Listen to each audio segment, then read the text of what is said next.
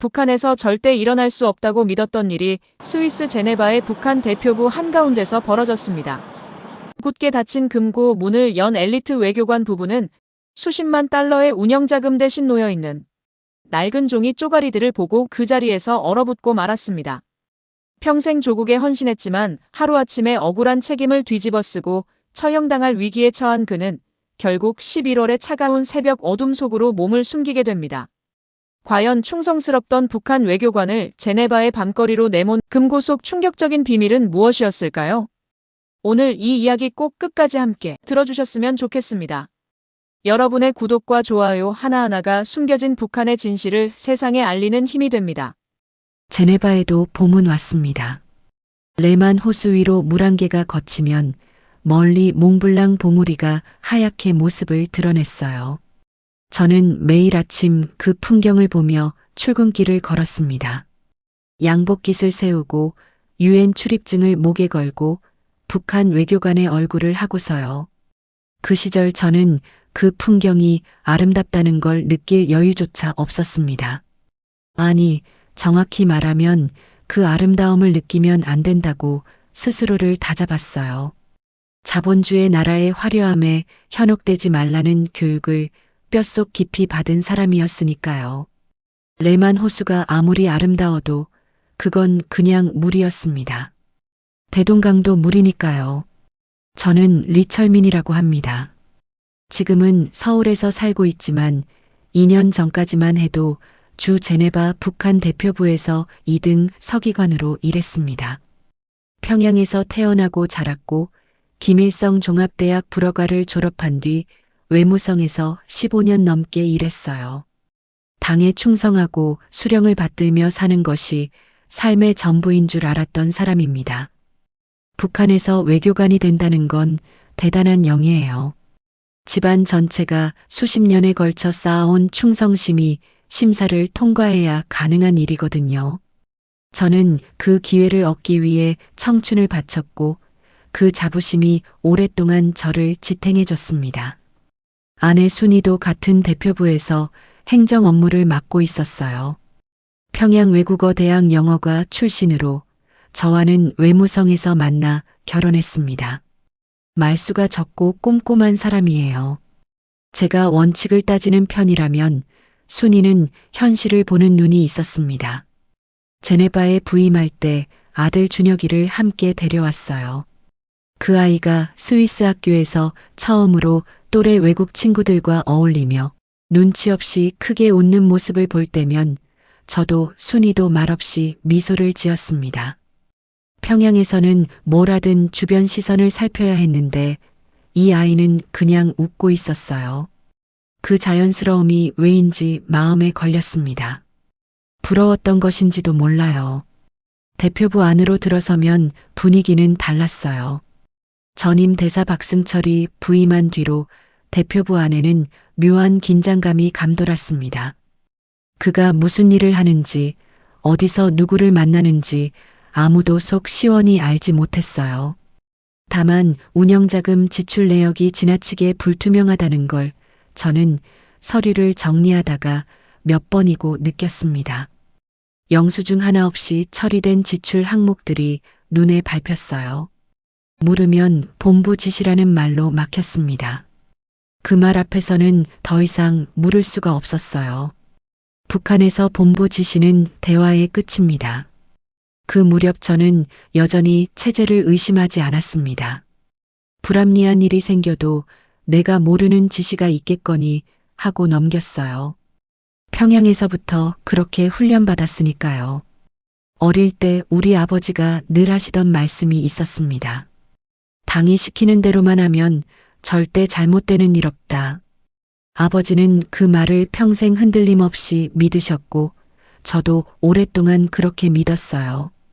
외교관이 되어 먼 이국 땅에 서 있을 때도 유엔 회의장에서 각국 대표들과 마주 앉을 때도 저는 그 믿음을 놓지 않았습니다.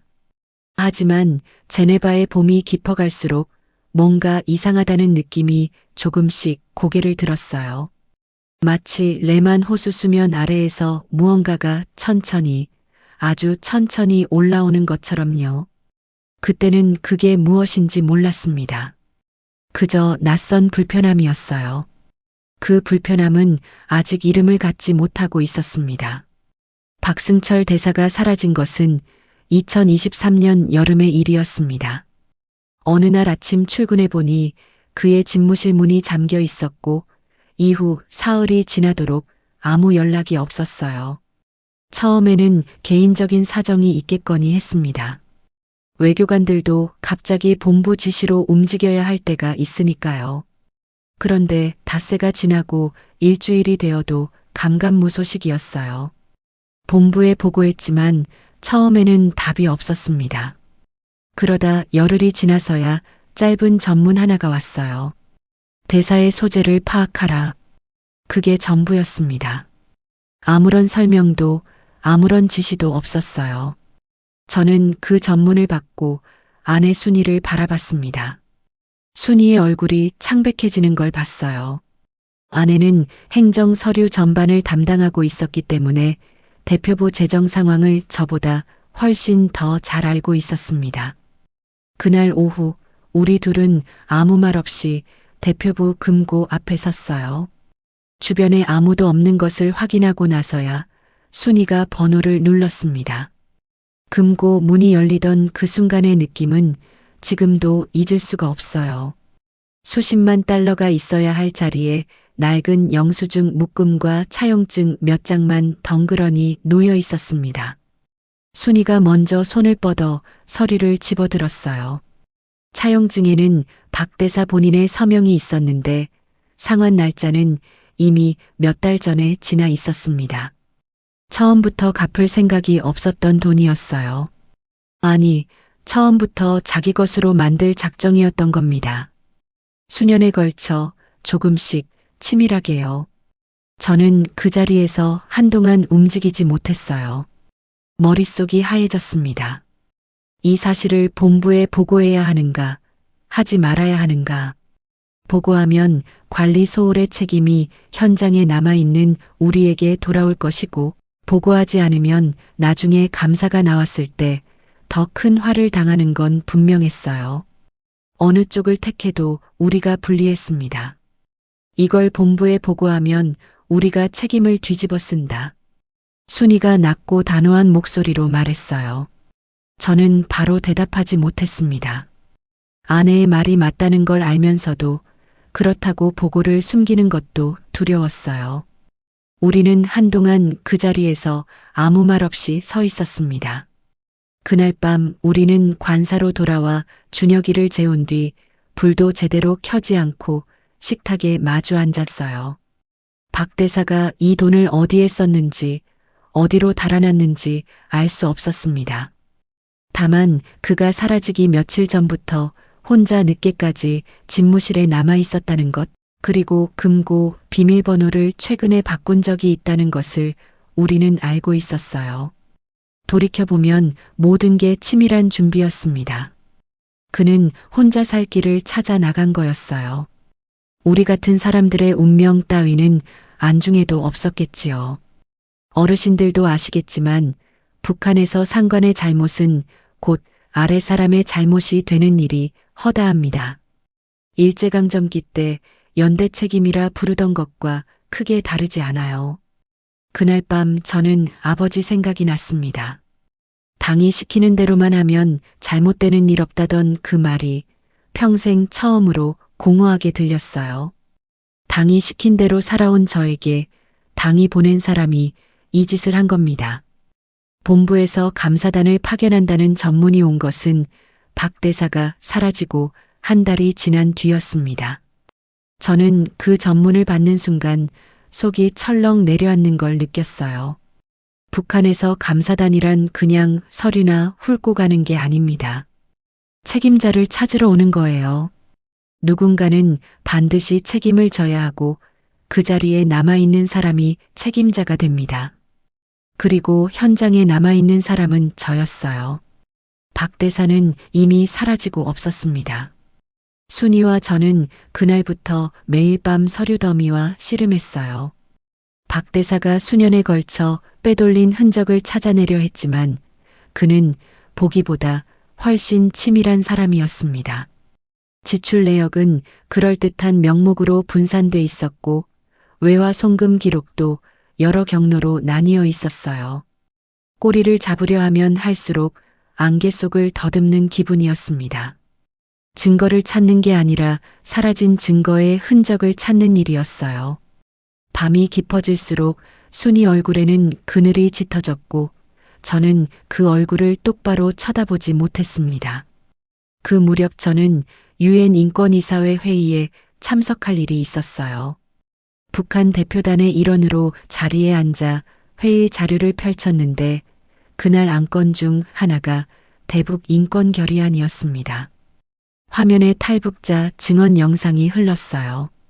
평양의 식량 배급 실태, 정치범 수용소 이야기, 공개 처형 목격담이 차분한 목소리로 이어졌습니다.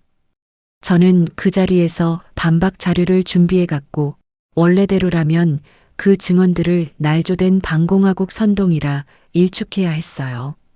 그게 제 임무였고 저는 지금까지 그 임무를 충실히 수행해 왔습니다. 그런데 그날은 달랐어요. 화면 속 한 여성이 이야기하는 함경도, 어느 마을의 겨울 풍경이 평양에 계신 어머니가 편지에 써보내던 내용과 너무 닮아 있었습니다. 쌀이 없어 옥수수죽으로 끼니를 때운다는 이야기, 약을 구하지 못해 이웃 노인이 돌아가셨다는 이야기, 난방이 안 되는 집에서 온 가족이 한 방에 모여 잠을 잔다는 이야기요. 저는 반박 자료를 손에 쥔 채 끝내 아무 말도 하지 못했습니다. 회의실 안이 조용해진 것처럼 느껴졌어요. 실제로는 회의가 계속되고 있었지만 저한테는 아무 소리도 들리지 않았습니다.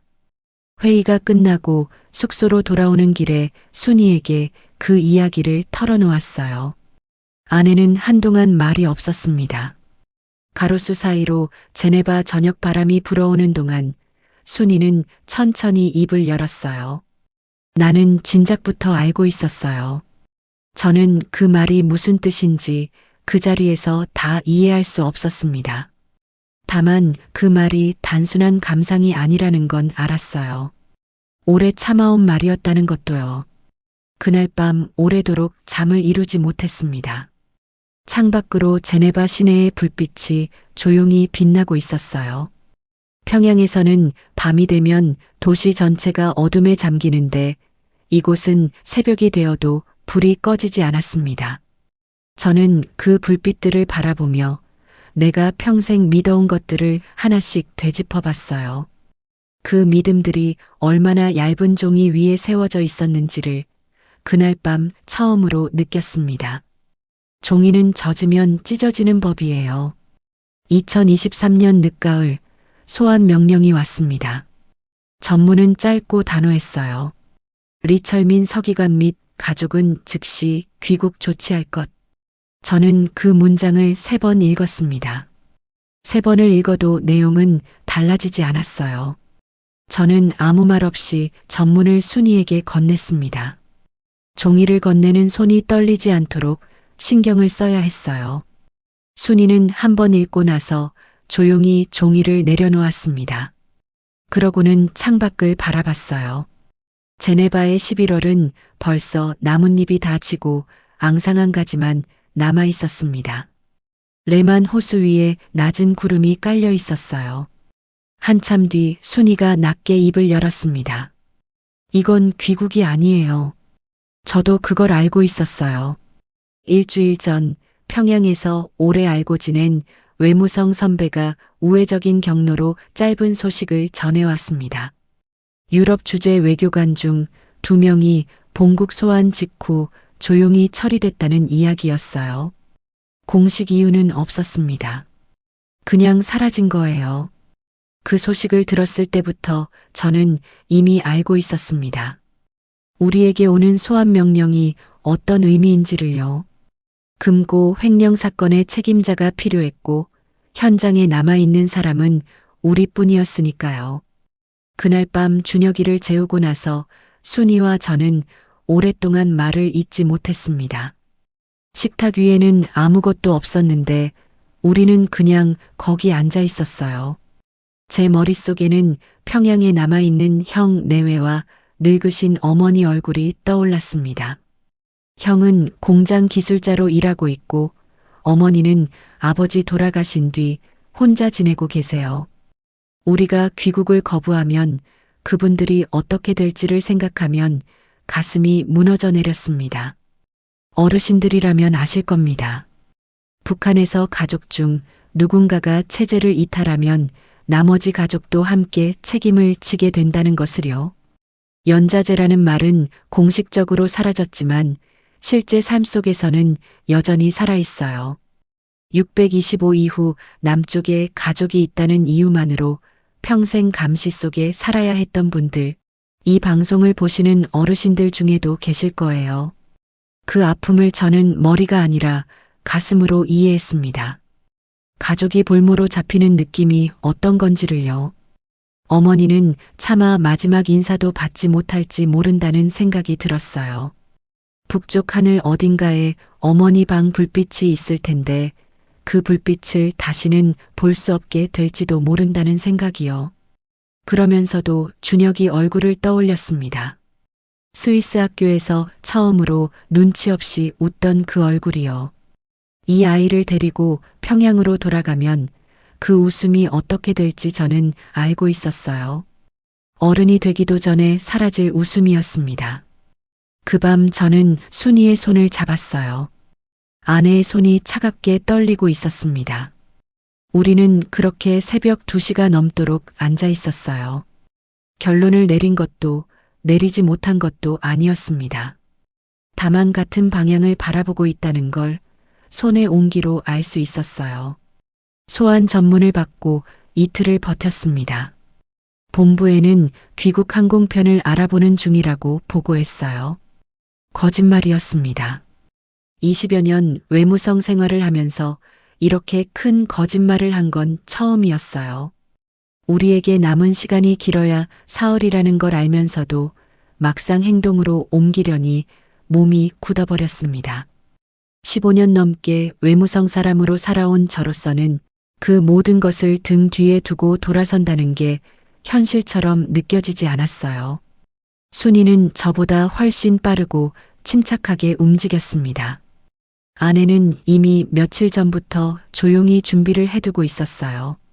준혁이 학교 가방에서 교과서를 빼고 꼭 필요한 물건만 넣었습니다. 대표부 여권이 아닌 우리 가족의 개인 서류들, 그리고 사진 몇 장을 따로 챙겨뒀어요. 준혁이 어릴 때 평양 모란봉에서 찍은 사진도 지갑 속에 접어 넣었습니다.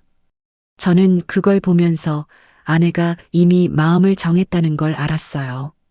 순이는 원래 결심이 서면 흔들리지 않는 사람입니다. 저보다 훨씬 용감한 사람이에요.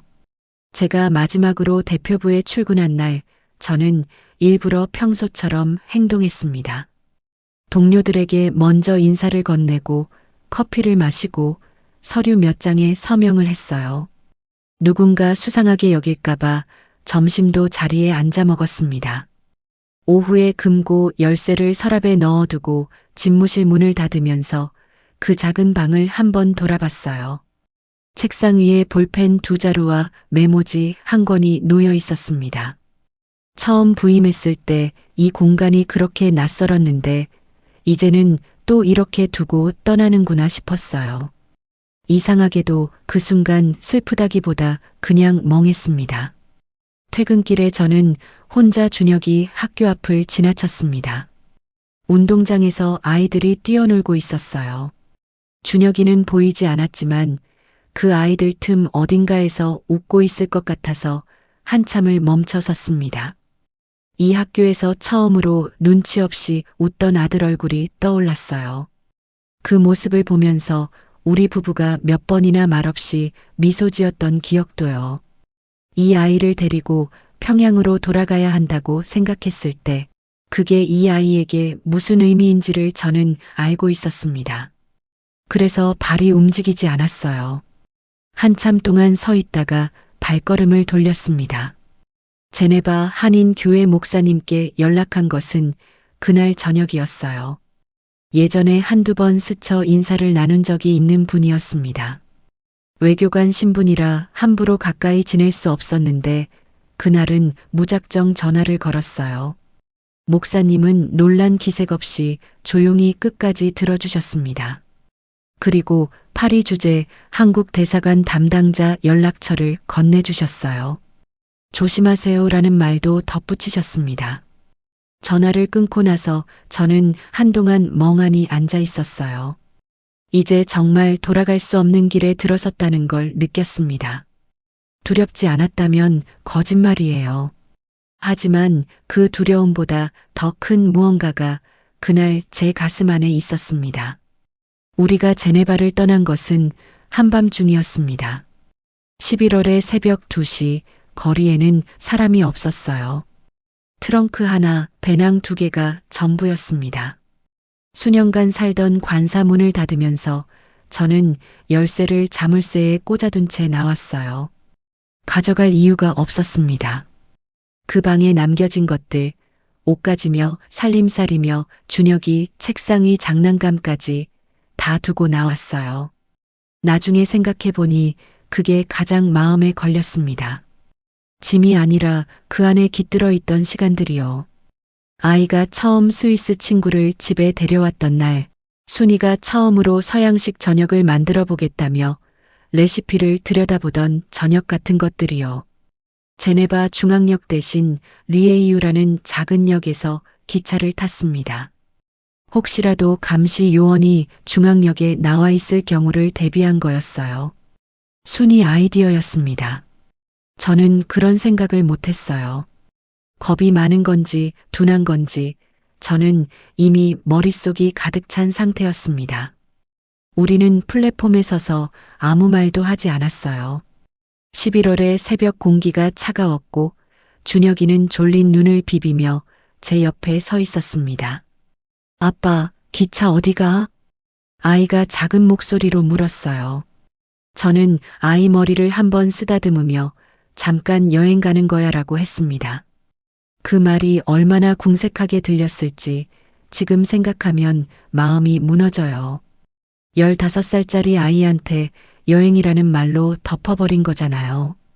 준혁이는 더 묻지 않았어요. 이미 알고 있었는지도 모릅니다. 파리까지는 3시간 반이 걸렸습니다. 기차 안에서 저는 거의 잠을 자지 못했어요. 통로 끝에서 누군가가 움직일 때마다 심장이 내려앉았습니다. 승무원이 표 검사를 하러 올 때는 숨을 참았어요. 순이는 준혁이 곁에서 눈을 감고 있었습니다. 자는 건지 버티는 건지 알 수 없었어요. 저는 창밖 어둠 속으로 사라지는 스위스 풍경을 바라보며 이게 마지막이 아니기를 속으로 빌었습니다. 파리 리옹역에 새벽 5시쯤 도착했어요. 역사 밖으로 나오니 11월의 파리가 어둡고 차가웠습니다. 우리는 근처 작은 호텔에 들어가 방 하나를 잡았어요. 좁고 낡은 방이었는데 준혁이는 침대에 눕자마자 잠들었습니다. 저와 순이는 밤새 나란히 앉아 창문 너머 파리 거리를 바라봤어요. 별말이 없었습니다. 할 말이 없어서가 아니라 말로 해봤자 달라지는 게 없었으니까요. 이튿날 이른 아침 우리는 파리 주재 한국 대사관이 있는 16구로 걸어갔습니다. 택시를 잡기가 겁났어요. 목적지가 노출될 것 같아서 일부러 걸었습니다. 지도 앱도 켜지 않았어요. 대사관 주소를 전날 밤 종이에 따로 적어뒀습니다. 한 블록씩 걸어가며 표지판을 확인했어요. 대사관 정문 앞에 섰을 때 준혁이가 가만히 제 손을 잡았습니다. 아이는 아무 말도 하지 않았어요. 순이가 인터폰을 눌렀습니다. 딸깍 소리와 함께 문이 열렸어요. 저는 그 순간 숨을 내쉬었습니다. 얼마 만에 쉬는 숨인지 알 수 없었어요. 대사관 안으로 들어서는 순간 무릎에 힘이 빠졌습니다. 그냥 주저앉아 버릴 것 같아서 저도 모르게 문틀을 잡았어요.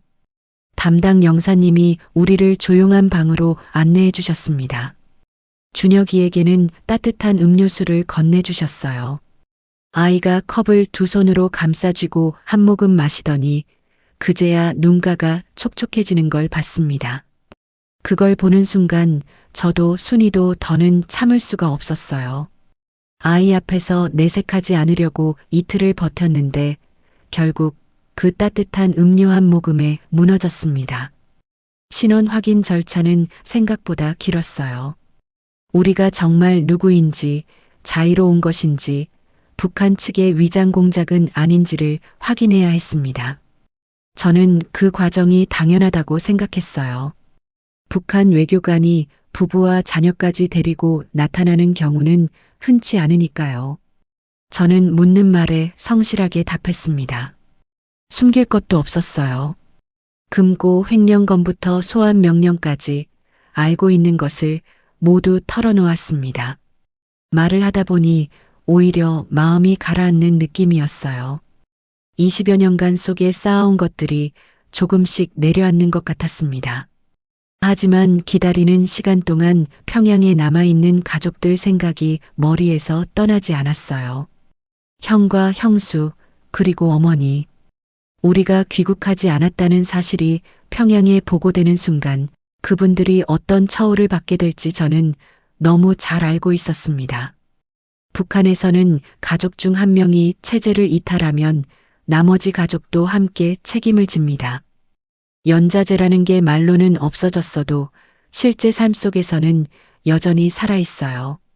형이 직장에서 쫓겨날 수도 있고 어머니가 살던 곳에서 쫓겨날 수도 있었습니다. 생각하면 생각할수록 가슴이 짓눌렸어요. 며칠이 지나 영사님이 조심스럽게 알려주셨습니다. 북한 측이 외교 채널을 통해 우리 가족의 신병 인도를 공식 요청해 왔다는 거였어요. 문서까지 보내왔다고 했습니다. 저는 그 말을 듣고 한동안 아무 말도 하지 못했어요. 북한이 그렇게 빠르게 움직일 줄은 몰랐습니다.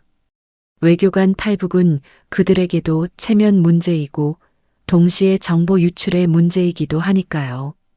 저는 15년간 유럽 외교를 담당한 사람이었어요. 그들이 쉽게 포기할 리 없었습니다. 그날 밤 순이가 제 옆에 조용히 앉았어요. 아내는 제가 무슨 생각을 하는지 알고 있었습니다. 저는 형 이야기를 꺼내려다가 입을 다물었어요.